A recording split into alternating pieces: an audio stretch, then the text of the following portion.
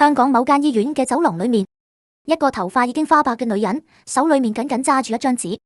唔係普通文件，而係一份可能改變成件事走向嘅證明。佢冇喊，冇鬧，甚至冇接受任何訪問，只係低頭望住手上嗰張紙，然後拎起電話撥咗一個號碼。電話另一邊係律師，佢只講咗一句：呢件事我唔會就咁算。呢個女人就係張柏芝嘅媽媽戴莎莉。好多人認識佢，只知道佢係張柏芝嘅母親，但好少人知道呢個女人年輕嗰陣已經經歷過好多人生風浪。佢試過面對家庭壓力，試過一個人撐起一個家，亦陪住女兒捱過娛樂圈最難行嘅日子。所以當佢站出來嗰一刻，好多人先發現，原來今次嘅事可能冇咁容易平息，因為佢手上嗰張紙代表嘅唔止係一場爭執，更加似係一個外婆想為自己外孫討返一個公道。事情嘅起因牽涉到一個糾纏多年嘅家庭關係，曾經相愛過嘅人，曾經幸福過嘅家庭，多年之後再一次被推到風口浪尖。有人話呢個係大人之間嘅恩怨，但亦有人覺得真正夾喺中間受影響嘅可能係小朋友。而戴莎莉最難接受嘅就係見到孩子成為成年人世界裏面嘅犧牲品。以前佢都曾經認可過謝霆鋒呢個女婿，當年女兒幸福嘅時候，佢亦公開表達過支持。嗰陣時，邊個會估到，多年之後關係竟然會變得如此複雜？由當初嘅祝福，到後來嘅沉默，有曾經嘅親近，到今日嘅隔膜，究竟發生咗咩？點解一個曾經認可嘅長輩會走到今日呢一步？好多人以為關鍵係某一件事，但真正累積落嚟嘅，可能係好多年裏面對家庭、責任、孩子成長嘅不同理解。一個母親看到嘅係女兒一路以來嘅辛苦。一個外婆看到嘅係外孫成長過程裏面嘅委屈，而一個父親面對嘅係遲早都要回答嘅問題：家庭同責任到底應該擺喺邊度？呢場風波最複雜嘅地方，並唔係邊個贏邊個輸，而係所有人都要面對一個現實。有啲缺席一旦發生，就唔係一句解釋可以完全補返，而故事最難解嘅部分仲喺後面。因為喺呢場風暴中心，真正最難面對嘅人，可能唔係外婆，唔係母親，而係一直夾喺兩個世界中間嗰個男人謝霆鋒。如果要理解戴莎莉點解會有咁大反應，就要先睇清楚一個問題：佢針對嘅真係只係一件事嗎？其實唔一定。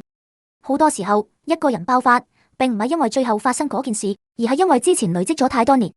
曾經嘅戴莎莉亦唔係一直站喺對立面。當年張柏芝同謝霆鋒走埋一齊嘅時候，外界有好多聲音，有人祝福，亦有人質疑。但戴莎莉一直都選擇支持女兒，因為喺佢眼中，女兒開心比任何嘢都重要。而當時嘅謝霆鋒，亦曾經係佢眼中一個值得託付嘅男人，年輕有能力，亦願意為家庭付出。所以多年之後，當關係出現變化，最難接受嘅可能唔係一個外人，而係曾經最信任你嘅人。因為失望從來都唔係突然出現，而係一次一次累積，一次次等待，一次次希望落空。對於一個母親嚟講，佢最在意嘅唔一定係成年人之間嘅感情糾葛，而係我個女呢幾年點樣捱過嚟，我個外孫係點樣長大。呢啲問題，時間可以改變好多嘢，可以改變一段關係，亦可以改變一個人嘅看法。當年大家關注嘅可能係謝霆鋒同張柏芝嘅愛情，後來大家關注嘅變成兩個孩子點樣成長。因為小朋友嘅成長唔係靠一兩次見面決定，而係靠日復一日嘅陪伴。學校活動、生日、生病，人生裏面好多重要時刻，對於父母嚟講可能只係普通一天，但對於孩子嚟講可能會記一世。所以戴莎莉真正介意嘅可能唔只係某一次衝突，而係佢眼中一個孩子成長過程中缺少咗嘅部分。亦正因為咁，呢件事先會引起咁多人討論。因為大家爭論嘅表面上係一場風波，但背後其實係一個永遠講唔完嘅問題。一個父親到底應該用咩方式證明自己嘅存在？係提供物質，係安排未來，定係喺孩子需要你嘅時候，你剛好就喺身邊？每個人答案都唔一樣。有人覺得愛可以有好多表達方式，有人覺得陪伴本身就係最重要嘅責任。而謝霆鋒面對嘅正正就係呢個矛盾。佢擁有好多普通人羨慕嘅東西，事業、名氣、財富，但家庭裏面有啲位置唔係靠成功可以填補。因為孩子需要嘅唔一定係一個光芒萬丈嘅父親，而係一個會出現嘅父親。所以當風波發生之後，所有人都開始問：如果時間可以重來，謝霆鋒會唔會做出唔同選擇？而呢個問題亦成為成件事裏面最刺痛人心嘅地方，因為有啲機會錯過一次，可能就永遠返唔到原點。但故事發展到呢一步，仲有一個關鍵人物未真正面對，就係夾喺愛情同親情之間嘅謝霆鋒。謝霆鋒一直以來都係一個好特別嘅存在，喺外人眼中，佢係舞台上面嘅搖滾少年，係娛樂圈裏面嘅傳奇人物，有掌聲，有名氣，有無數人羨慕嘅人生。但只有佢自己知道，有啲嘢唔係擁有越多就代表越容易處理，尤其係家庭，因為感情可以重新開始，事業可以重新選擇，但親子關係一旦錯過某啲階段，就好難完全追回。當年謝霆鋒年紀輕輕就進入娛樂圈，由一開始佢就會喺聚光燈底下，所有人都睇住佢成長。但有時候一個人太早學識面對全世界，反而未必學識點樣面對一個家庭，因為做一個藝人需要面對鏡頭，需要面對觀眾，需要面對輿論，但做一個父親需要面對嘅係柴米油鹽，係孩子每日成長嘅細節，係無數個平凡但重要嘅瞬間。呢兩種身份其實完全唔一樣，而謝霆鋒人生裏面最大嘅矛盾，可能就係佢好擅長成為一個成功嘅人，但未必一開始就知道點樣成為一個陪伴型嘅父親。後來當佢重新走入王菲嘅世界，外界見到嘅係一段多年之後重新燃燒嘅感情，有人祝福，有人質疑，但無論外界點睇，謝霆鋒始終選擇咗自己認為重要嘅感情。問題係，人生從來唔會只得一個選擇。當你選擇一段感情嘅時候，另一邊嘅責任亦唔會自動消失，而孩子亦唔會因為成年人嘅決定停止成長。好多年之後，大家再回頭睇呢段關係，爭議嘅焦點已經唔再只係愛情，而係一個問題：一個男人可唔可以同時做好戀人同父親兩個角色？有人覺得可以，只要用心安排，所有關係都可以平衡；亦有人覺得人生有時候就係取捨。但最遺憾嘅地方係，孩子成長嘅時間從來唔會等人。今日錯過一次生日，明日錯過一次陪伴，可能成年人覺得以後仲有機會補償，但對於孩子嚟講，嗰個年齡過去咗，就永遠過去。所以當風波出現，外界對謝霆鋒嘅討論其實已經超越咗一次事件。大家真正關注嘅係一個父親曾經缺少嘅位置，究竟仲有冇機會重新填返？當然，亦有人認為，一個人唔應該只用過去判斷現在，因為人會成長，會改變，亦會明白以前唔明白嘅道理。謝霆鋒亦一樣，年輕時候嘅選擇未必代表一世嘅答案，但人生最殘酷嘅地方就係有啲錯誤可以道歉，有啲關係可以修補，但有啲錯過嘅歲月，就算後來醒覺，都只能夠用未來慢慢彌補。而喺所有爭議裏面，有一個人一直被放喺風暴中心，就係王菲。有人認為佢係謝霆鋒重新選擇嘅愛情，亦有人認為佢成為咗家庭矛盾裏面最容易被指責嘅對象。但真正複雜嘅地方係，感情從來唔係簡單嘅輸贏，每個人都有自己嘅選擇，每個人亦都有自己要承擔嘅結果。而呢場風波最後會走向邊度，關鍵唔止係別人點睇，更加取決於謝霆鋒自己願唔願意真正面對一直逃避嘅那個問題：到底愛情重要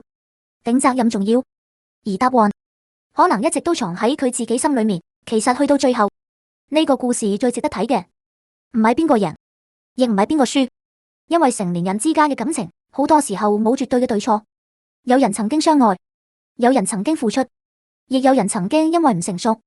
做過令自己後悔嘅決定。但喺所有人裏面，最無辜嘅永遠都係夾喺中間嘅孩子，因為大人可以重新開始，可以重新戀愛，可以重新選擇人生，但孩子嘅童年只有一次，錯過咗就唔會再返嚟。張柏芝一路走過嚟，外界對佢有過好多評價，有人讚佢堅強，有人質疑佢選擇。但無論別人點講，有一點不可否認，作為一個母親，佢一直努力保護自己嘅孩子。佢唔想孩子捲入成年人嘅恩怨，亦唔希望孩子因為父母關係變成一個怨恨世界嘅人。所以好多時候，真正困難嘅唔係養大一個孩子，而係喺困難裏面仍然教佢相信愛。而謝震軒一路成長，亦令好多人重新思考一個問題：一個孩子最終會變成點樣？係唔係只取決於家庭是否完整？答案可能唔係。真正影響一個孩子嘅係成長過程中有冇人認真愛過佢，有冇人尊重佢，有冇人教佢點樣面對世界。一個家庭唔一定要完美，但一定要有責任。而謝霆鋒經歷咗多年之後，亦可能慢慢明白，一個父親嘅價值唔止係可以俾孩子最好嘅物質條件，更加重要嘅係孩子需要你嗰一刻，你有冇出現？因為孩子唔會記得你賺咗幾多錢，未必記得你送過幾貴重嘅禮物，但佢會記得自己最需要人陪嘅時候，邊個人喺身邊。所以人生最難補償嘅，從來唔係金錢，而係時間。去到今日，謝霆鋒、張柏芝、王菲三個人都已經行到人生唔同階段，年輕時候嘅愛恨情仇，慢慢變成中年之後嘅理解。有啲關係，一定要重新開始；有啲遺憾，亦未必可以完全消除。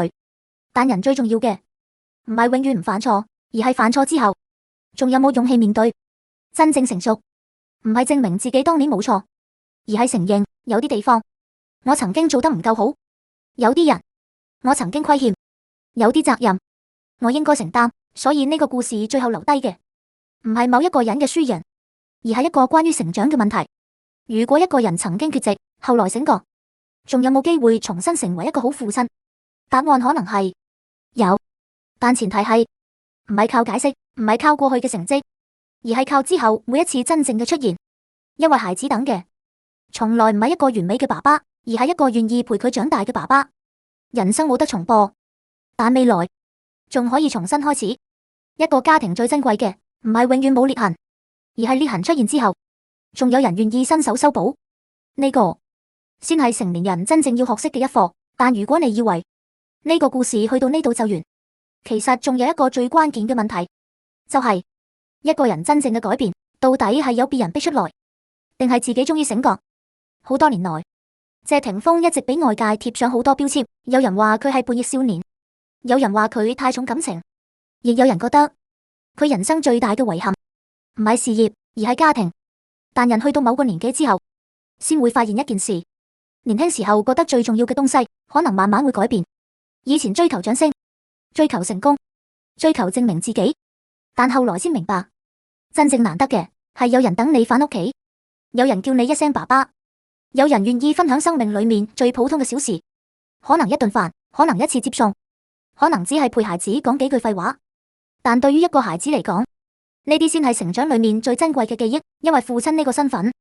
唔係一個稱呼，更加唔係一張血緣證明，而係一次又一次嘅選擇，選擇出現，選擇陪伴，選擇承擔。所以有人話遲到總好過永遠唔到，亦有人話有啲時間錯過咗就永遠補唔返。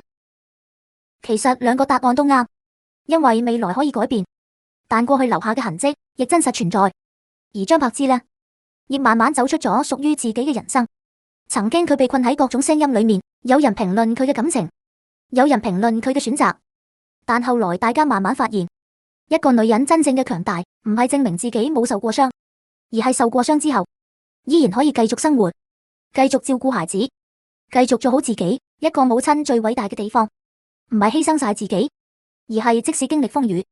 仍然教孩子相信未來。至於王菲，外界對佢亦有過好多不同聲音，但感情世界裏面，每個人都有自己嘅位置。有人選擇留下，有人選擇離開，有人選擇重新開始。重要嘅唔係滿足所有人期待，而係為自己嘅人生負責。其實回頭睇呢一家人嘅故事，最令人感觸嘅唔係愛情三角關係，而係幾個成年人點樣喺時間裏面學識成長。年輕時，大家都可能做過錯誤選擇，中年時先慢慢明白責任重量。有啲人醒得早，有啲人醒得遲，但真正重要嘅係醒咗之後，仲願唔願意改變。因為人生最遺憾嘅唔係曾經犯錯，而係明知道錯咗，依然選擇唔面對。所以多年之後再睇謝霆鋒，可能唔應該只問佢以前做錯咗咩，更加應該問佢之後會選擇成為一個點樣嘅人。因為過去決定不了一個人全部，但未來嘅每一個行動會重新定義佢。而對於謝震軒嚟講，可能最希望見到嘅，從來唔係爸爸媽媽重新走埋一齊，亦唔係任何人向誰道歉，而係有一天，當佢回頭望嘅時候，可以確定一件事：爸爸曾經錯過，但爸爸後來真的努力反過。因為一個孩子最終需要嘅唔係一個完美家庭，而係一個真實、負責、願意愛佢嘅家庭。人生冇如果，但人生有以後。而真正嘅補償，唔係一句對唔住，而係未來每一天，用行動證明。今次我唔會再缺席。